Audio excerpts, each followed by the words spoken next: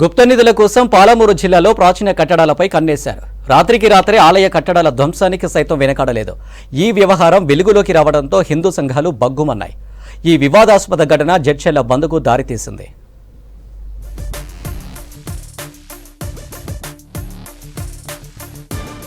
మహబూబ్ నగర్ జిల్లా జడ్చర్ల శ్రీ రంగనాయక స్వామి ఆలయానికి ఎంతో ప్రాచీన చరిత్ర ఉంది. ఈ ఆలయ ప్రాంగణంలో సహజ సిద్ధమైన కోనేరు ఉంది. ఈ ప్రాచీన ఆలయంపై గుప్త నిధుల వేటగాళ్ల కన్నుపడింది. గుప్త నిధుల కోసం శుక్రవారం అమావాస్య రోజున ఈ ప్రాచీన ఆలయంలోకి చొరబడ్డారు. గుప్త నిధులే లక్ష్యంగా ఆలయ కట్టడాలను ధ్వంసం చేశారు. కోనేరు, గుండం, దేవాలయ ప్రాచీన కట్టడాలను, ఆనవాళ్లను ఛిద్రం చేశారు.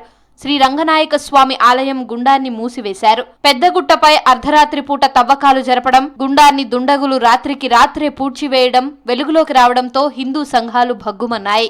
ఈ ఘటనను నిరసిస్తూ జడ్చర్లలో బంద్కు పిలుపునిచ్చారు. నీళ్లు ఉబికి వస్తూ ఆ గుండంలో ఎప్పటికీ నీళ్లు ఉంటాయి.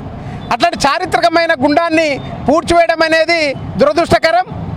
దీనికి సంబంధించిన వ్యక్తులపైన కఠిన చర్యలు తీసుకోవాలని ఈ యొక్క హిందూ బంధువుల తరపున మేము డిమాండ్ చేస్తున్నాం.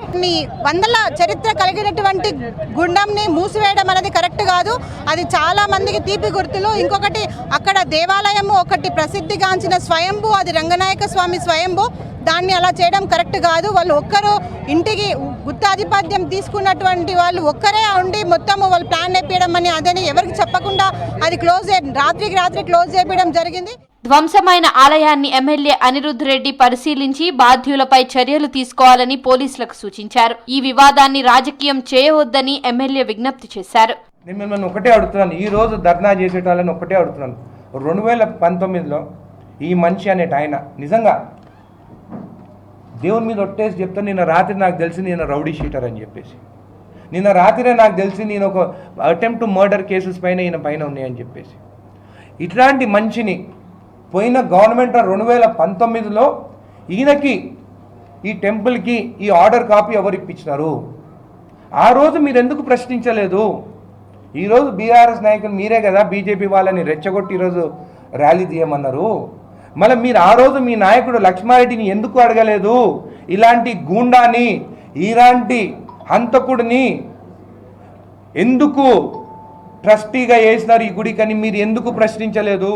ఈ ఘటనలో ఆలయ ధర్మకర్త పాత్రపై అనుమానాలు వ్యక్తమవుతున్నాయి. గతంలో అతనిపై నేర చరిత్ర ఉందని, ఆలయ ధ్వంసం వ్యవహారంలో ఎంతటి వారైనా ఉపేక్షించేది లేదని పోలీసులు అంటున్నారు. మరోపక్క పెద్దగుట్టపై పోలీసుల పర్యవేక్షణలో గుండంలో మట్టి పూడిక తీత పనులు కొనసాగుతున్నాయి.